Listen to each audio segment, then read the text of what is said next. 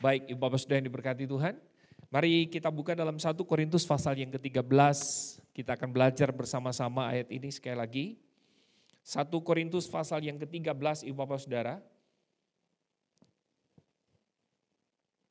Kalau tadi kita baca ayat yang ke-4 sampai dengan ayat yang ke-7, kali ini kita akan baca ayat yang ke-8, Ibu Bapak Saudara. Ayat yang ke-8 sampai dengan ayat yang ke-13. Sekali lagi, 1 Korintus pasal yang ke-13, kita akan baca ayat yang ke-8 sampai dengan ayatnya yang ke-13, Ibu Bapak Saudara. Tapi perenungan kita mulai dari ayat yang pertama sampai ayat yang ke-13. Tapi kita akan baca saja mulai dari ayat yang ke-8 sampai dengan ayat yang ke-13.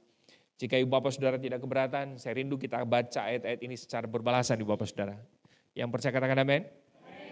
Baik, saya akan membacakan ayat yang genap, nanti Ibu Bapak Saudara membacakan ayat yang ganjil, ayat 9, dan kemudian nanti ayat 13 kita akan baca bersama-sama Ibu Bapak Saudara. Sekali lagi 1 Korintus pasal 13 Ibu Bapak Saudara, ayat yang ke-8 kita mulai. Kasih tidak berkesudahan, nubuat akan berakhir, bahasa roh akan berhenti, pengetahuan akan lenyap.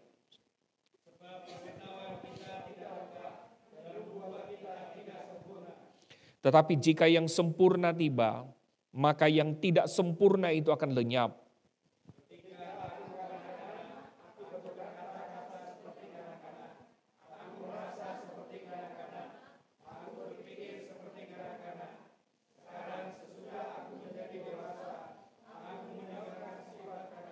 Ayat yang ke-12. Karena sekarang kita melihat dalam cermin suatu gambaran yang samar-samar, tetapi nanti kita akan melihat muka dengan muka. Sekarang aku hanya mengenal dengan tidak sempurna, tetapi nanti aku akan mengenal dengan sempurna, seperti aku sendiri dikenal. Ayat 13 kita baca sama-sama. 3-4. Demikianlah tinggal ketiga hal ini, yaitu iman, pengharapan, dan kasih. Dan yang paling besar di antaranya ialah kasih. Katakan sama-sama dengan saya lagi. Kasih, 3-4. Sekali lagi, 3-4. Bukan asi ya. Kasih. Amin Bapak Saudara. Nah, yang kita baca ini adalah tulisan dari seorang yang bernama Rasul Paulus yang dia kirimkan kepada jemaat di Korintus, Ibu Bapak Saudara. Dan kalau Ibu Bapak Saudara perhatikan, cara Paulus menulis 1 Korintus ini dengan 2 Korintus itu berbeda dengan cara menulis dengan surat-surat yang lain, Ibu Bapak Saudara. Nah, 1 Korintus ini sebetulnya merupakan satu surat yang ditulis oleh Paulus, di mana setiap kali dia menulis, Ibu Bapak Saudara, itu sebetulnya dia berusaha untuk menjawab beberapa pertanyaan yang diajukan oleh beberapa jemaat kepada dia, Ibu Bapak Saudara. Yang kemudian pertanyaan-pertanyaan ini disampaikan kepada satu keluarga yang bernama keluarga Chloe. Ya kan? Nanti kemudian keluarga ini datang kepada Paulus di penjara, lalu kemudian memberitahukan pertanyaan-pertanyaan ini, lalu atas pertanyaan-pertanyaan itu, maka Paulus menjawab, saudara, beberapa pertanyaan yang disampaikan oleh jemaat-jemaat yang dia gembalakan di Korintus. Nah, Ibu Bapak Saudara, pertanyaan-pertanyaan yang mereka ajukan itu justru menunjukkan persoalan yang terjadi di jemaat Korintus. Amin. Jadi pertanyaan-pertanyaan yang mereka ajukan kepada Rasul Paulus dan kemudian Paulus menjawab melalui sebuah surat kepada mereka, itu sebetulnya merupakan pertanyaan-pertanyaan yang merujuk kepada persoalan-persoalan paling penting yang terjadi di tengah-tengah jemaat, Ibu Bapak Saudara. Nah, salah satu contoh misalnya 1 Korintus pasal 1 ayat yang ke-10 sampai 13. Nah, kalau saudara pulang dan kemudian saudara membaca, di situ Paulus menasihati kepada jemaat di Korintus supaya kemudian mereka kalau boleh jangan terjadi perpecahan di dalam jemaat. Sebab ada di antara mereka itu yang mengagung-agungkan, saudara, pribadi-pribadi tertentu di dalam pelayanan, Ibu Bapak Saudara. Ada satu kelompok A, dia mengagungkan yang namanya Paulus. Lalu ada lagi, saudara, kelompok B, dia tidak mengagungkan Paulus, tapi dia mengagungkan Apolos. Ada lagi, Bapak Saudara, orang-orang yang tidak mengagungkan Paulus dan Apolos, itu justru meninggikan atau mengagungkan yang namanya Kefas. Kefas itu adalah Petrus, Ibu Bapak Saudara. Nah, Paulus berkata, tidak boleh begitu. Sebab ketika kalian mau mengagungkan satu pribadi dalam sebuah pekerjaan Tuhan, Dan kalian sepertinya melihat bahwa dia lebih penting daripada si B, dia lebih penting daripada si C. Itu adalah bibit-bibit terjadinya perpecahan dalam sebuah pelayanan, Ibu Bapak Saudara. Jadi Paulus menulis ini lalu kemudian menasihati mereka. Jangan seperti itu. Sebab bagi Paulus, Kristus itu tidak terbagi-bagi. Yesus itu bukan dipecah-pecahkan lalu kemudian mengagungkan Apolos, mengagungkan Paulus, mengagungkan Kefas. Memang terkadang memang susah saudara dalam pengembalaan Pak Febri. Saya juga pernah merasakan. Ada kelompok-kelompok tertentu dalam jemaat yang mengidolakan gembala dan ada juga yang mengidolakan bukan gembala. Ada saudara, itu terjadi gitu. Nah karena itu Paulus berkata tidak boleh seperti itu. Dalam sebuah pelayanan, dalam sebuah gereja kita harusnya melihat satu pribadi saja. Yaitu, nah itu dia, Kristus, Yesus. Jangan lagi melihat si B, jangan lagi melihat si C. Sebab ini yang saya ulang-ulang saudara. Apolos, Kefas, lalu kemudian Paulus, hanyalah alat. Hanyalah alat. Saya, Pak Febri, Ciwulan, lalu kemudian ada Pak Hani. Itu semua hanya alat, Ibu Bapak Saudara. Alat yang dipakai Tuhan untuk apa? Memperlengkapi Ibu Bapak Saudara. Supaya kemudian saudara menemukan apa? Destininya Tuhan dalam hidup kita. Ya bisa katakan amin. Amin. Lalu kemudian Ibu Bapak Saudara, ada lagi persoalan paling penting sebelum kemudian masuk dalam pasal 13. Justru karena persoalan itu lalu kemudian Paulus menulis pasal 13 itu. Yaitu karunia. Karunia. Karena itu kalau saudara pulang lalu kemudian saudara mulai membaca. Karunia-karunia banyak yang Paulus bahas dalam 1 Korintus Ibu Bapak Saudara. Dan Ibu Bapak Saudara, semua jemaat di mana kemudian Paulus melayani, kalau kita bicara karunia itu tidak sehebatnya jemaat Korintus. Jemaat Korintus adalah jemaat yang benar-benar jemaat yang dipenuhi dan memiliki banyak karunia di sana Ibu Bapak Saudara. Ada yang diberikan karunia hikmat. Ada yang diberikan kesembuhan ilahi Ibu Bapak Saudara. Ada yang diberikan karunia hikmat bijaksana. Bahkan Ibu Bapak Saudara dalam pasal yang ke-12. Ada orang yang diberi karunia apa Saudara? Karunia lidah atau bahasa roh. Nah persoalannya Ibu Bapak Saudara, semua jemaat yang memiliki karunia ini mulai meninggikan diri. Seakan-akan jemaat yang tidak memiliki karunia itu adalah jemaat yang tidak dipakai oleh Tuhan Ibu Bapak Saudara. Seakan-akan jemaat yang tidak memiliki karunia-karunia itu adalah jemaat-jemaat yang tidak ada Roh Kudus dalam hidup mereka. Kita juga mau jujur kan, ada kok di antara kita yang tidak bisa berkarunia lidah. Betul kan? Oleh karena itu dulu ada satu gereja dulu yang sangat menarik. Karena dia melihat ada beberapa jemaat yang tidak bisa berkarunia lidah, maka dibikin sekolah karunia lidah. Dibikin kursus karunia lidah Pak Hani. Bisa bayangkan, jadi karunia lidah itu bisa diajar. Dimulai dengan sebuah kata ya, gitu. Lalu kemudian kalau diomongin terus, itu bisa jadi, gitu. Dia nggak tahu kalau psikologi juga bisa seperti itu, saudara. Nah kan itu nggak heran. Dulu setelah saya bertobat Ibu Bapak Saudara dan mengambil bagian untuk melayani dan saya masuk di gereja itu, saya tidak lagi bisa membedakan Ibu Bapak Saudara. Mana karunia lidah, mana yang ya mau-maunya dia gitu. Kenapa? Karena sama semuanya, sama. Kalau satu ngomong kurabaraba, sama semua kurabaraba, kurabaraba. Tinggal mau disambung di tengah-tengah kegelapan. Sama gitu saudara. Sehingga kita sulit membedakan mana yang datang dari Roh Kudus, mana yang bukan gitu. Lalu tiba-tiba ada yang bernubuat. Susah juga saudara. Kita mau prediksi atau kita mau melihat bahwa ini dari Tuhan atau tidak gitu. Yang kita khawatir adalah jangan sampai itu jadi lubuat daripada nubuat gitu. Ya kan? Lubuat sama nubuat. Itu bedanya tipis Ibu Bapak Saudara. Ini kami pernah melayani saya sama ibu. Waktu itu kami masih pacaran. Cie. Kenapa sih? Dan saudara tuh luar biasa, waktu istri saya ini memang punya karunia juga gitu. Kalau saya karunia mengajar, kalau istri saya bukan mengajar. Nah, dia punya karunia penglihatan, yang aneh-aneh lagi kalau dia lihat. Makanya saya selalu bilang ke dia, kalau kamu datang ke satu rumah, kamu mendoakan rumah itu, atau diminta oleh rumah itu, rumah itu lagi. Kalau diminta oleh pemilik rumah untuk mendoakan rumah itu, enggak usah ngomong-ngomong lah. Berhentilah di kamu gitu loh maksudnya. Karena kadang-kala kalau apa yang dia lihat itu serem loh saudara. Jangan-jangan kita semua yang hadir di situ pada lari semua tuh. Jadi cuma dia yang bertahan. Kan kasihan kalau ditimpa sama kuasa kegelapan, kita lari semua. Gitu. Jadi saya suka ngomong ke dia bahwa udahlah, cuma kamu dengan Tuhan sajalah yang tahu. Dan kalau boleh jangan ngomong ke keluarga. Takutnya kan kalau dia ngomongin ke keluarga, sudah didoain, ntar dia ngomong gini, toh juga sudah doain masih ada tuh di situ. Benar gak Ibu Pastor? Nah satu kali ketika kami masuk dalam sebuah gereja itu, bayangkan loh Ibu Pastor.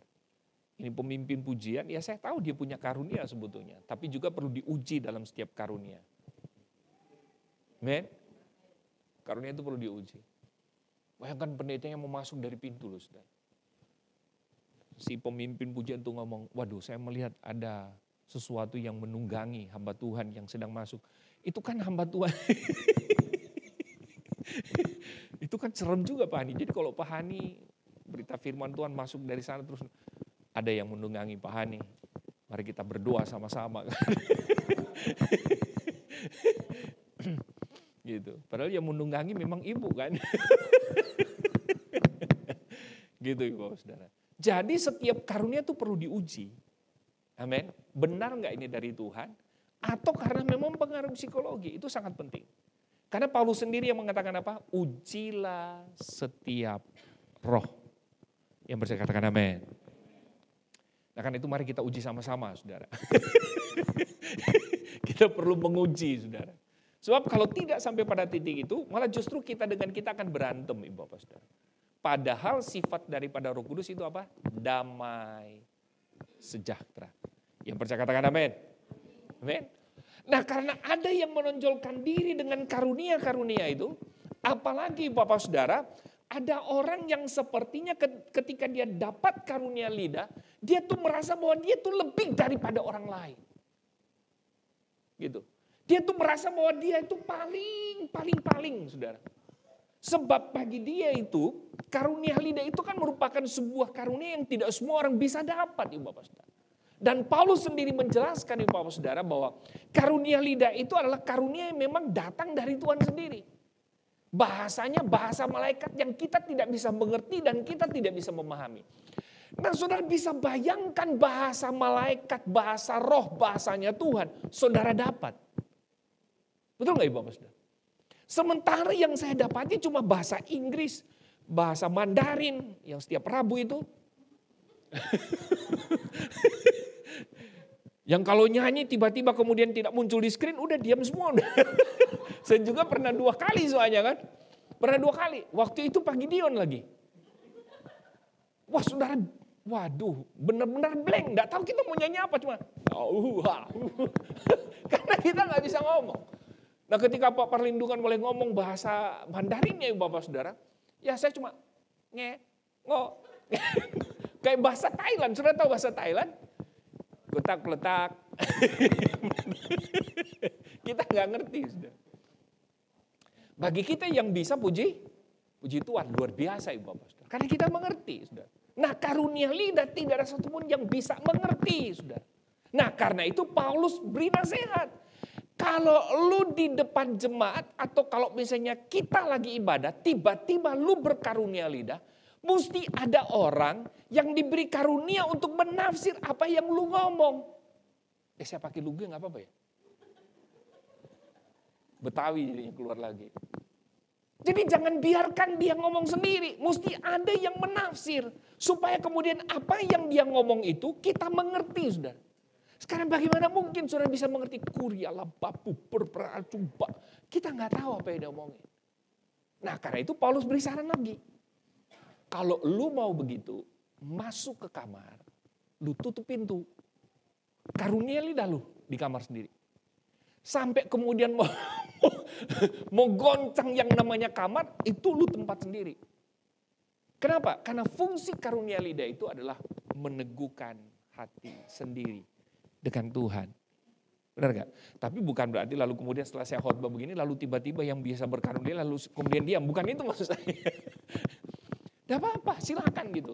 Ya puji Tuhan kita semua sudah mengerti, memahami bahwa ini adalah karunia lidah yang Tuhan beri bagi kita. Meskipun kita nggak ngerti, ngomong saja. Amin. Alhamdulillah. Amin. Alhamdulillah. Gitu, enggak apa-apa. Ya enggak? Enggak apa-apa. Untuk meneguhkan iman kita, hati kita kepada Tuhan. Yang percaya katakan amin. Nah karena ada yang menonjolkan seperti itu, dan ada yang merasa bahwa dia lebih daripada orang lain, maka Paulus ngomong, lu tahu enggak? Kalau cuma dengan karunia-karunia seperti begini, lu tonjolin diri, lu merasa seperti Tuhan, cuma lu yang dapat, kata Paulus, salah. Masih ada satu karunia lagi yang lebih hebat daripada 12 karunia. 9 karunia yang dicatat dalam dicatat dalam 1 Korintus pasal 12. Masih ada yang lebih hebat dari itu.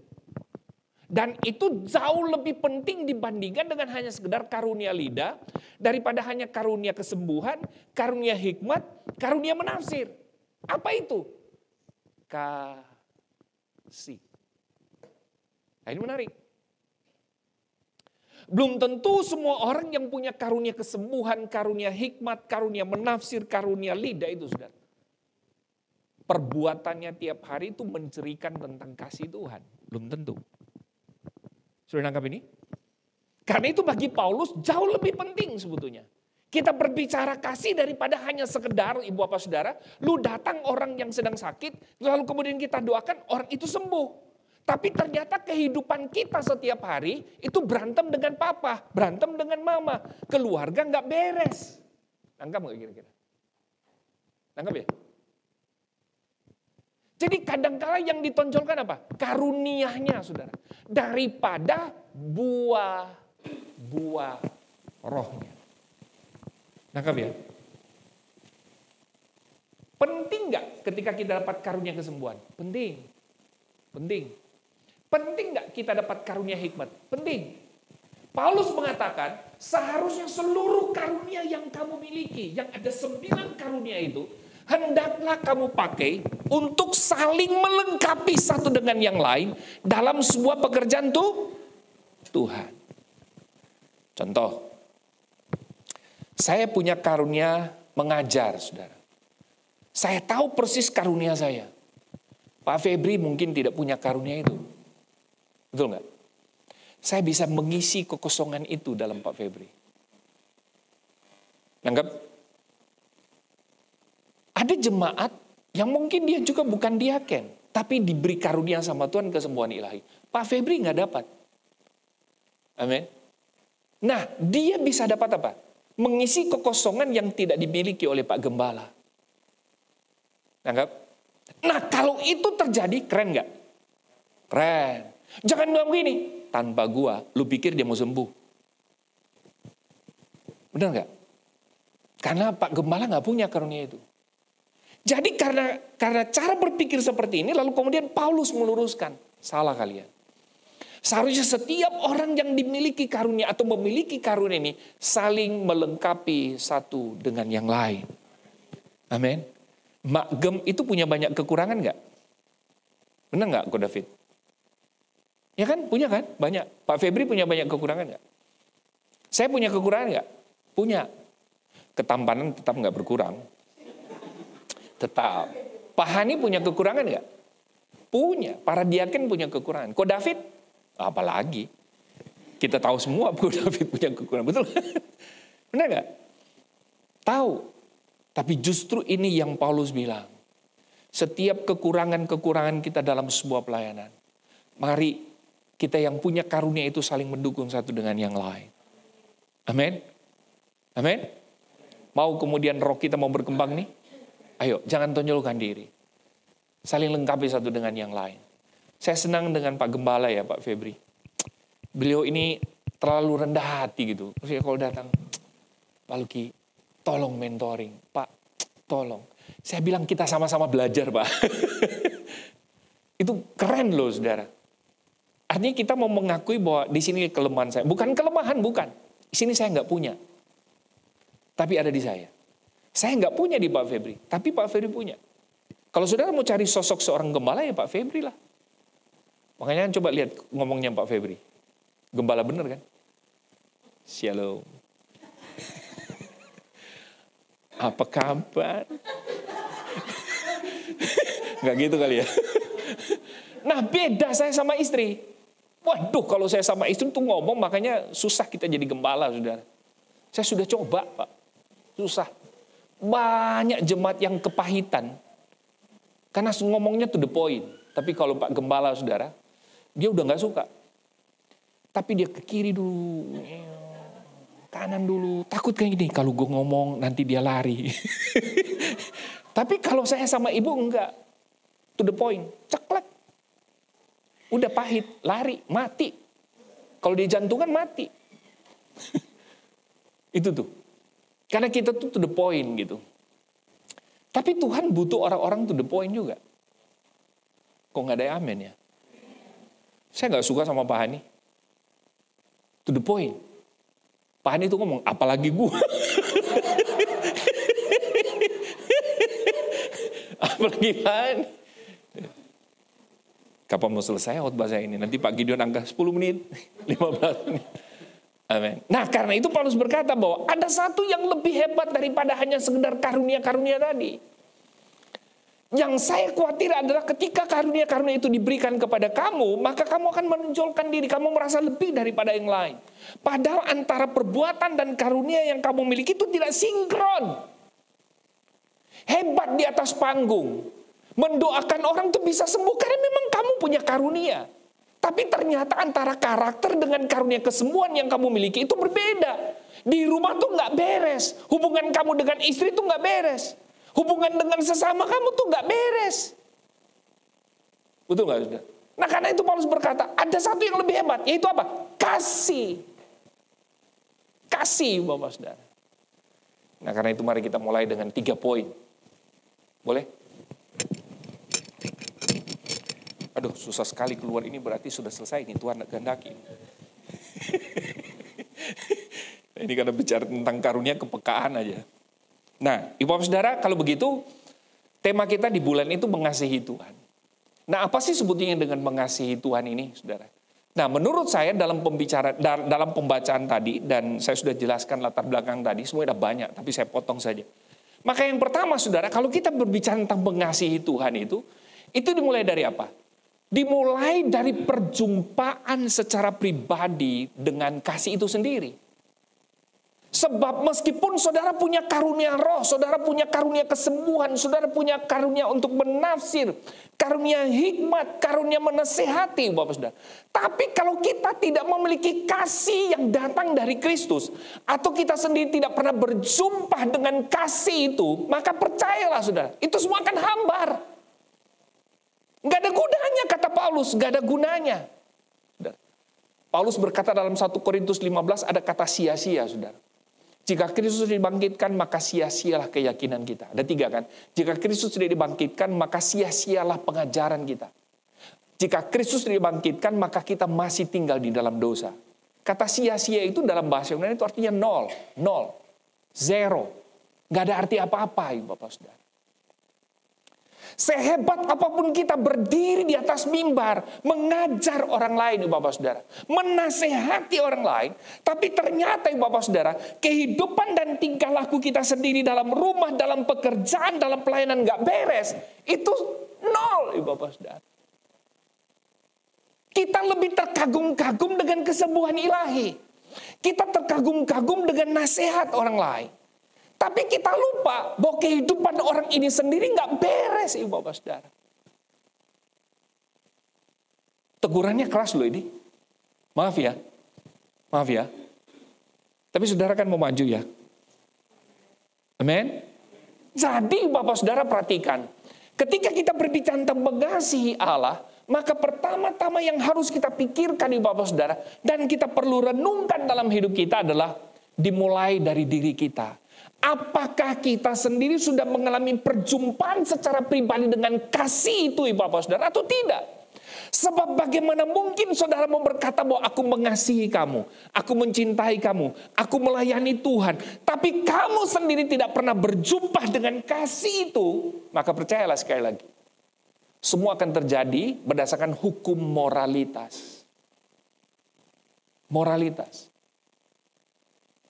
Menurut ukuran kebaikan saudara. Tapi ketika saudara berjumpa secara pribadi dengan Kristus yang adalah kasih itu, maka saya percaya Bapak Saudara, cara berpikir saudara akan diubahkan oleh Tuhan.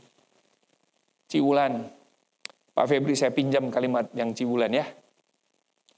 Reimagine your life. Saya benar-benar diberkati dengan kata itu.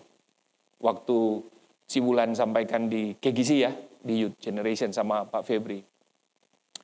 Saudara, untuk menemukan sesuatu yang paling berharga dalam diri kita, terkadang saudara, kita perlu saudara, merubah picture diri kita. Melihat picture, gambaran diri kita ibu bapak saudara. Sebab kadang ibu bapak saudara, kita berpikir bahwa rasanya sudah sempurna. Rasanya sudah pada on the track. Betul nggak ibu bapak saudara? Karena itu kadangkala saudara, saya perlu duduk diam merenungkan tentang itu. Supaya kemudian saya bisa dapat apa saudara? Mereview kembali tentang siapa saya saudara. Saya mau nanya kepada khususnya ibu-ibu ya. Kalau datang tadi ke gereja di sini, ada yang tidak ke cermin, tidak ke cermin. Ada yang tidak lihat ke cermin, ibu-ibu ada? Kaca maksudnya. Ada yang tidak ke kaca? Maksudnya cermin lah. Ada? Ibu-ibu ada? Kalau ada runtuh dunia ini. Ibu-ibu tuh kalau mau kemana-mana, pertama yang dia cari siapa? Bukan suaminya. Bukan juga duit. Tapi yang pertama dia cari adalah alat-alat make up satu. Yang kedua adalah, Linda pura-pura lagi. Pernah nggak saudara? Lipstick, tahu lipstick? Pak Hani tahu lipstick, Pak Hani? Tahu. Lipstick. Pernah nggak Pak Hani ngelihat ibu pakai lipstick tanpa pakai cermin? Pernah nggak? Pernah. Tapi pernah nggak ibu ambil lipstick, pakai lipstick tanpa pakai cermin? Pernah. Jadinya kayak apa? Bisa jadi kan begini, waktu kemudian seret. Kalau pakai cermin tuh masih ikut alurnya. Tapi kadang-kala sudah kalau nggak pakai cermin, coba sudah perhatikan. Ini tebalnya di sini, ini tipis sudah. Atau dia naik dikit, seret gitu. Atau ibu-ibu misalnya, ini alis. Benar nggak? Yang biasanya saudara lakukan itu alis adalah yang bentuk jengiskan begitu kan harus dirobah. Tahu jengiskan? Jengiskan kan begini. Sik. Nah kalau saudara tanpa ada kaca lalu kemudian sikat begini saudara, saya yakin keluar suami saudara lari. Benar kan? Karena tanpa cermin saudara. Kita perlu reimagine hidup kita saudara. Kita perlu memikirkan kembali tentang gambar diri kita. Untuk apa ya Bapak Saudara? Kita tetap berjalan pada on the track. Amin ya Bapak Saudara. Nah kadang ini yang perlu kita perhatikan. Kita perlu mengalami perjumpaan dengan Kristus yang merupakan kasih itu.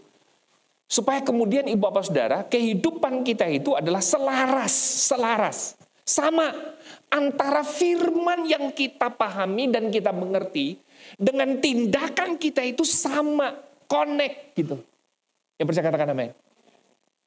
Antara apa yang saya bicara dengan apa yang saya mengerti tentang firman itu sama.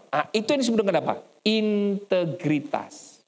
Integritas itu adalah apa yang ada dalam pikiran itu selaras dengan perbuatan. Saya senang dengan Pak Hani waktu khotbah ya. Cuma ada dua yang saya takut dalam hidup ini. Yang pertama adalah Tuhan. Betul ya?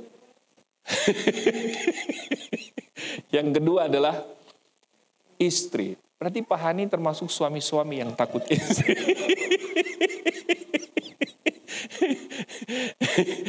Bukan. Maksudnya adalah kenapa Pak Hani takut sama istri? Karena yang ditakuti Pak Hani adalah jangan sampai apa yang dikhotbahkan Pak Hani ternyata dalam kehidupan hari-hari dalam rumah tangga, ibu tuh gini, waktu Pak Hani khotbah tuh yang ditakutin sama Pak Hani tuh gini. Bohong. Benar gak? Makanya sering kali saya bilang, saudara mau cari tahu saya, jangan lihat saya khotbah begini. Jangan, saudara. Tanyain ke istri saya. Atau datangin Icat, tanyain Icat, papa tuh kayak apa sih? Tanyain dia, saudara. Nah, dari situ kemudian sudah akan mendapatkan tentang siapa Luki yang sesungguhnya. Amin. Jadi ini yang Paulus maksudkan. Jadi antara tindakan perbuatan kita itu harusnya selaras, Ibu Bapak Saudara. Ketika saya mengatakan, aku mengasihi Engkau Tuhan. Itu bukan slogan. Itu bukan gagasan. Itu bukan hanya sekedar sebuah pengetahuan, bukan, saudara. Tapi benar-benar saya mengalami kasih itu, Ibu Bapak Saudara. Saya percaya, kalau saudara mengerti tentang apa yang saya maksudkan ini, saudara akan datang ke gereja itu prepare. Semua saudara prepare. Tidak mau terlambat. Persembahan dari rumah itu saudara sudah atur. Jangan ucuk-ucuk di sini baru mau atur, saudara. Karena buru-buru ternyata yang diambil itu 1.000 perak. Loh iya serius, saudara. Tapi kalau saudara mengerti ini, ketika saudara mengatakan, Tuhan aku mengasihi Engkau. Kenapa? Karena saudara sendiri mengalami kasih Kristus. Maka saudara tidak akan apa? Tidak main-main, saudara. Dengan apa? Dengan ibadah, dengan pekerjaan, dengan pelayanan, Ibu Bapak Saudara. Kita akan maksimal di situ. Kenapa? Karena kita tahu, Ibu Bapak Saudara, tidak ada lagi yang saya bisa beri. Itu Tuhan sudah beri terlebih dahulu dalam kehidupan saya. Yesus yang adalah kasih itu benar-benar saya alami dalam hidup saya. Yang percaya katakan amin. Saudara tidak akan mungkin berkata aku mengasihimu, nak, kalau kamu sendiri tidak pernah mengalami kasih Bapa. Di Manado itu dulu kami punya program namanya high schooling, Pak Feb. Itu 4 kali saya bikin high schooling di GBI Rock. Saudara, waktu hari pertama, waktu kita bikin tahun pertama itu saya pikir Icat itu sudah pulih. Jadi setiap kali kita bikin itu, Bapak Saudara, Roh Kudus itu bekerja memulihkan anak-anak kami gitu.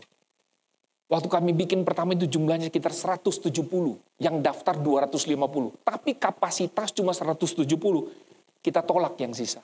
Bayangkan loh, saudara. Nah, waktu kami bikin di hari pertama, saya pikir Icat itu sudah pulih, saudara. Materi-materi kami sampaikan. Itu betul-betul Roh Kudus bekerja, memulihkan hati anak-anak itu. Wah, saudara, saya terima kasih sama Tuhan. Waduh, tahun kedua, Ibu Bapak Saudara. Hal yang sama saya pikir selesai clear. Enggak juga, saudara. Di tahun ketiga, saudara tahu, saya lagi bawa materi. Dia lagi main keyboard. Kita semua lagi dipenuhi dengan Roh Kudus, saudara.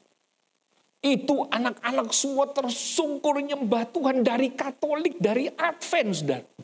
Jumlahnya sekitar 200 orang. Ini ada istri saya yang saksi. Tiba-tiba anak saya keluar dari pemain keyboardnya. Dia lepas keyboardnya, saudara. Dia lari, dia peluk saya, saudara. Dia lari, dia peluk saya, saudara. Saya kaget gitu. Waktu dia peluk saya, dia ngomong, "Pak, maafin Icat." Wah, saya kaget, saudara. Saya pikir anak ini sudah pulih hatinya. Ternyata, Ibu Bapak Saudara, dalam hal tertentu ketika kita keras dengan anak, benar nggak? Untuk tujuan dia, kita pikir udah clear ketika kami berjumpa dengan firman. Wah, di tahun ketiga, Ibu Bapak Saudara, dia peluk saya erat, saudara. Untuk melepaskan apa?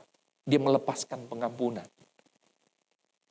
Pada waktu dia peluk, dia mengatakan, Icat mengasihi Papa, maafin. Itu betul-betul dia mengalami kasih, saudara. Dia melihat bahwa saya ini kayak Tuhan Yesus, Ibu Bapak Saudara, yang mewakili papanya. Dia peluk saya, dia nangis sampai dia sujud gitu, saudara. Baru saya tahu. Dia beres. Amin. Itu luar biasa, Ibu Bapak Saudara. Jadi nggak gampang memang, Ibu Bapak Saudara, untuk mengalami ini. Saudara perlu berjumpa secara pribadi dengan kasih Kristus. Baru kemudian saudara bisa berbicara tentang mengasihi Tuhan. Sebab kalau saudara tidak berjumpa dengan dia yang merupakan pribadi kasih itu, percayalah akan terjadi transaksional di situ. Padahal kasih Tuhan itu tidak bersyarat. Amin. Kasih tidak berkesudahan, nubuat akan berakhir, bahasa roh akan berhenti, pengetahuan akan lenyap. Sebab pengetahuan kita tidak lengkap dan nubuat kita tidak sempurna. Ayat 10, tetapi jika yang sempurna tiba, maka yang tidak sempurna itu akan lenyap. Kasih itu berbicara tentang kesempurnaan dari Bapa. Jadi kalau ibu-ibu saudara mau lihat bahwa bapak-bapak betul-betul mencintai kita sebagai istri, doain terus sampai Bapak berjumpa secara pribadi dengan kasih itu, saudara. Makanya Paulus berkata apa kepada bapak-bapak kalau kita bicara keluarga? Hai suami, kasihilah. Hai istri, tunduklah kepada suami. Betul. Nah, saudara, ini yang sering kali saya lihat. Tidak ada penundukan diri jika tidak ada kasih di situ. Sebaliknya, tidak akan terjadi mengasihi kalau saudara juga tidak respect pada suami. Amin. Itu rumusnya. Karena itu penting, seringkali saya berkata begini ketika ada orang mau menikah. Hei, alami kasih Kristus. Baru kamu betul-betul mengasihi istri kamu. Bahwa kamu betul-betul akan mengasihi suami kamu. Amin. Saya tidak perlu bahas ini. Oke, mengapa ibu bapak saudara kita perlu berjumpa secara pribadi dengan Kristus yang merupakan kasih itu? Karena ibu bapak dan saya adalah orang-orang berdosa. Orang-orang yang tidak memiliki kasih yang datang dari Tuhan. Semua kasih yang ada dalam diri kita tuh kasih duniawi bapak saudara. Semua transaksional. Nah, kalau kasih itu kita praktekkan dalam keluarga, dalam pelayanan kita, maka percayalah ibu bapak saudara. Saudara tidak akan pernah menemukan itu. Amin. 1 Yohanes pasal 4 ayat 8-10. Itu dikatakan begini, barang siapa tidak mengasihi, ia tidak mengenal Allah. Sebab Allah adalah kasih. Dalam hal inilah kasih Allah dinyatakan di tengah-tengah kita, yaitu bahwa Allah telah mengutus anaknya yang tunggal ke dalam dunia, supaya kita hidup olehnya. Nah ini ayat 10. Inilah kasih itu. Bukan kita yang telah mengasihi Allah, tetapi Allah yang telah mengasihi kita, dan yang telah mengutus anaknya sebagai pendamaian bagi dosa-dosa kita. Jadi saudara, ketika kita berbicara tentang mengasihi Tuhan, percayalah ibu bapak saudara, harusnya didahului dengan konsep ini, bahwa bukan karena saya, tapi itu justru karena kasih Tuhan yang saya sudah alami sedemikian rupa dalam pribadi saya. Maka saya dimampukan untuk mengasihi Tuhan. Maka saya dimampukan untuk memeluk anak-anak saya. Maka saya dimampukan untuk mengampuni orang, saudara, yang memfitnah kita. Orang yang membuat kita luka, ibu bapak saudara. Orang yang berbuat jahat kepada kita. Sebab kita tidak punya kemampuan untuk mengampuni orang-orang ini, ibu bapak saudara. Dunia berkata, gigi ganti gigi. Betul kan saudara? Kalau saudara digebukin yang di pipi sebelah kanan, kata dunia apa? Jangan serahkan pipi sebelah kiri. Hajar juga pipi sebelah kanan, saudara. Sebab balas membalas tidak ada dalam konsep the kingdom of God. Tidak ada. Kingdom value selalu mengejarkan apa? Ketika ada orang datang lalu kemudian memukul pipi sebelah kanan, berikan juga itu pipi sebelah kiri kamu. Ada yang mau coba praktek? Bukan itu maksud saya. Tapi esensinya bicara apa? Kasih. Kalau saudara tidak memiliki kasih bapak saudara, maka percayalah, saudara sendiri akan mengalami apa? Jauh dari orang, jauh dari Tuhan, jauh dari siapapun. Karena itu kalau saudara mau dipulihkan oleh Tuhan, maka saya selalu berkata bahwa tidak ada jalan lain. Berjumpalah secara pribadi dengan kasih itu. Maka saudara akan diberi kemampuan untuk mengasihi orang tua kamu. Kamu diberi kemampuan untuk mencintai orang yang memfitnah engkau. Amin. Yang kedua, ibu bapak saudara, mengasihi Allah itu adalah merupakan apa? Identitas saya dan saudara. Kalau saya berbicara identitas itu bukan kuantitatif, bukan berapa banyak saudara datang ke gereja lalu memberi, bukan berapa banyak saudara berdoa, bukan seberapa seringnya saudara membaca firman, bukan. Tapi memang ibu bapak saudara, mengasihi Tuhan itu adalah kualitas diri saudara gitu. Diri saudara.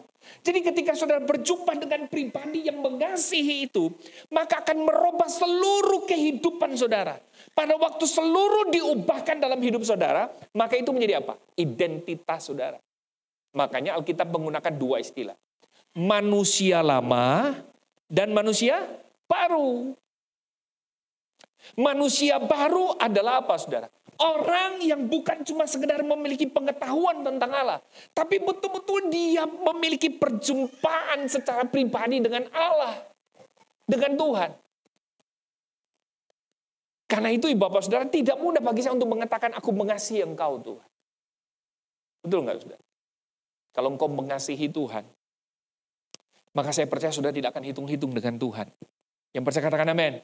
Sudah aminkan sajalah. Kalau saudara mengasihi Tuhan, sudah tidak akan apa saudara?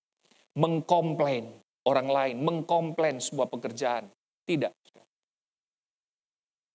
Amin. Itu dalam 1 Korintus 13 ayat yang keempat sampai dengan 7. Kasih itu sabar, kasih itu murah hati. Ia tidak melakukan yang tidak sopan. Ia tidak bersukacita karena ketidakadilan. Ia menutupi segala sesuatu, percaya segala sesuatu dan seterusnya. Saudara ini berbicara apa? Pribadi kita, ibu bapak saudara. Karena itu ketika kita berkata mengasihi Tuhan, pertama-tama sekali lagi yang perlu kita harus tahu adalah apakah betul dalam diri saya ini ada kasih Kristus. Itu paling penting, ibu bapak. Saudara tahu ada seorang perempuan yang terikat dengan kuasa kegelapan. Dan kuasa kegelapan yang terikat dalam diri dia ini merupakan kuasa kegelapan yang betul-betul hebatnya luar biasa. Maria Magdalena. Berasal dari Magdala. Kota Magdala ini sebetulnya tidak jauh dari Danau Galilea itu. Berada di pinggiran itu. Saya pernah ke sana. Jadi semua orang yang bekerja di sana itu lebih banyak apa, saudara? Para nelayan. Kehidupan nelayan itu, saudara, merupakan kehidupan yang tidak lembut. Kasarnya tuh luar biasa. Dan perempuan-perempuan yang bekerja, saudara, di tepi Danau Galilea itu untuk menjual ikan, transaksi di situ. Itu bukan perempuan-perempuan yang baik. Tapi perempuan-perempuan yang nakal tuh luar biasa. Makanya ibu bapak saudara perhatikan. Maria Magdalena terkenal di Magdala bukan pada kebaikannya. Tapi Maria Magdalena terkenal di Magdala itu karena apa saudara? Kejelekannya. Dia terkenal bukan karena perbuatan baiknya ibu bapak saudara. Tapi dia terkenal karena apa? Kejelekannya. Perbuatan-perbuatan dia yang jahat. Nah, Alkitab berkata, sudah tinggal di sekitar Danau Galilea situ, yang pergaulannya tidak benar, juga kehidupannya adalah kehidupan yang terikat dengan kuasa kegelapan. Maria Magdalena ini merupakan gambaran dari orang yang sebetulnya apa? Membutuhkan kasih yang sesungguhnya sebetulnya. Tapi karena dia tidak menemukan kasih yang sejati itu, ibu bapak saudara, maka saudara dia tabrak kiri, dia tabrak kanan, dia maju ke depan, dia mundur ke belakang, dia tabrak sini sana. Siapa saja yang bisa dia dapati, saudara, dia memanfaati, dia berhubungan dengan orang itu. Sampai kemudian dia menemukan apa? Kasih, cinta yang sejati. Secara psikologi, saudara, orang yang tidak pernah menemukan cinta yang sejati, kasih sejati itu, dia akan terus, saudara, untuk mencari itu kepada orang lain. Betul? Ketika anak-anak kita kehilangan figur seorang ayah, maka percayalah, dia akan mencari sedemikian rupa tentang figur yang dia cintai itu kepada siapa? Orang lain. Makanya tidak mengherankan, ada orang sudah menikah. Jauh sudah menikah. Tapi ternyata, ibu bapak saudara, karena dia tidak menemukan figur seorang ayah pada suaminya, dia bisa selingkuh. Karena hanya untuk memuaskan apa? Kebutuhan kasih cinta itu. Ngeri ya? Sampai kemudian apa? Maria Magdalena berjumpa dengan kasih itu yang sesungguhnya. Betul? Ketika dia berjumpa dengan kasih itu yang sesungguhnya, Bapak Saudara, maka kita berkata apa? Dia dipulihkan. Dia memiliki kasih Kristus yang sesungguhnya. Amin. Maka dia memberi diri untuk melayani. Dan perempuan pertama yang mendapatkan berita tentang kebangkitan Yesus bukanlah murid-murid. Tapi perempuan yang pertama-tama mendapatkan berita tentang kebangkitan Yesus itu adalah Maria Magdalena. Dia sosok pribadi yang menjadi apa? Saksi mata dalam sejarah tentang apa? Penderitaan Yesus, kematian, dan kebangkitan. Saudara butuh kasih? Berdoalah. Supaya suami, istri, anak-anak kita tuh mengalami perjumpaan secara pribadi dengan kasih itu. Sebab kasih yang kita miliki itu adalah identitas kita. Karena itu ketika orang melihat dalam hidup kita, orang tidak melihat lukinya lagi, Bapak Saudara. Tapi yang mereka lihat adalah kingdom value, nilai-nilai kerajaan Allah yang dia dapati pada firman. Karena dia sudah menemukan cinta yang sejati, Bapak Saudara. Yang percaya katakan amin. Luar biasa nggak? Yang terakhir, mesti baca dulu quote ini, karena quote ini bagus. Kenapa? Karena saya yang bikin.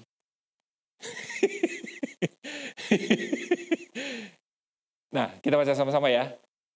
3-4.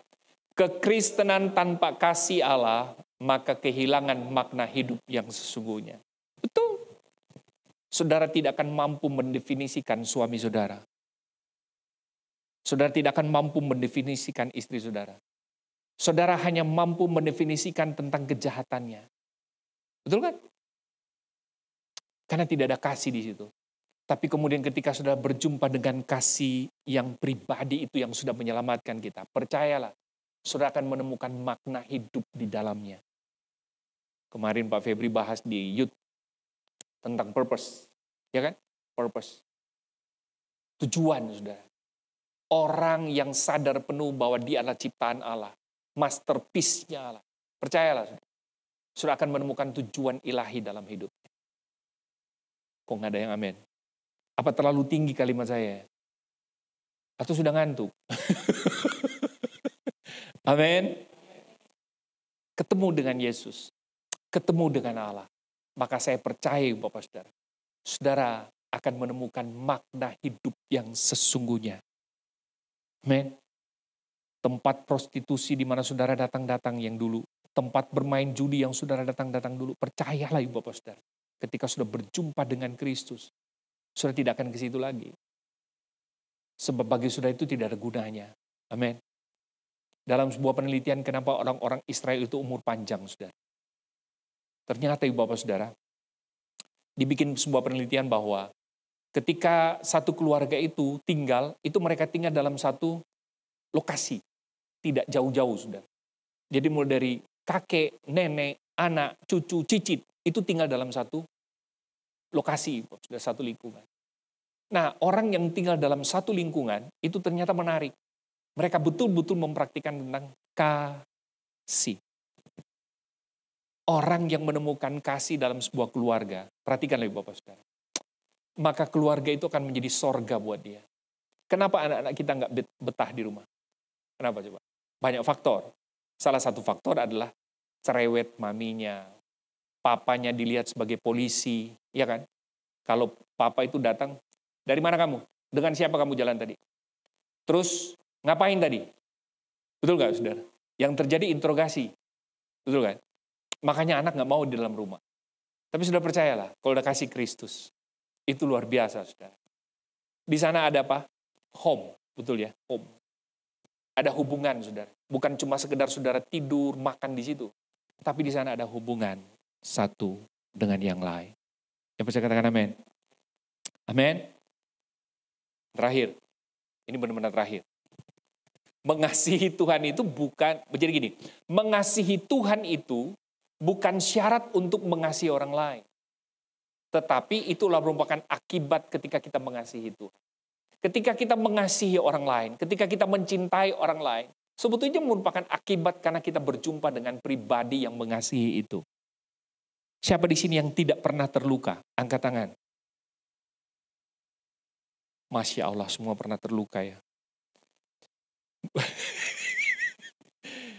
Benar kan, saudara? Tidak mampu kita untuk apa, saudara? Untuk menerima perbuatan itu.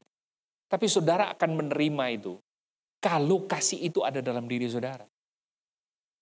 Ketika saudara berjumpa dengan pribadi itu, maka akibatnya adalah saudara akan merilis pengampunan. Amin.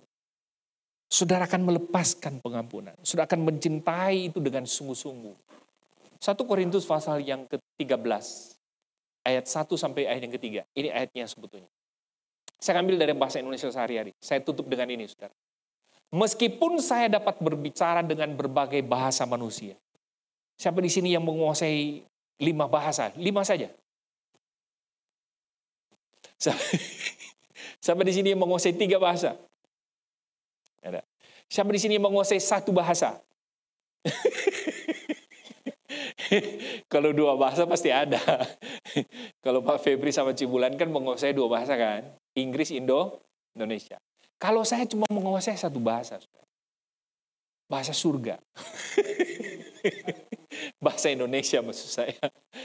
Jadi Bapak Saudara perhatikan, meskipun saya dapat berbicara dengan berbagai bahasa manusia, bahkan dengan bahasa malaikat sekalipun, tetapi, ini dia, saya tidak mengasihi orang lain.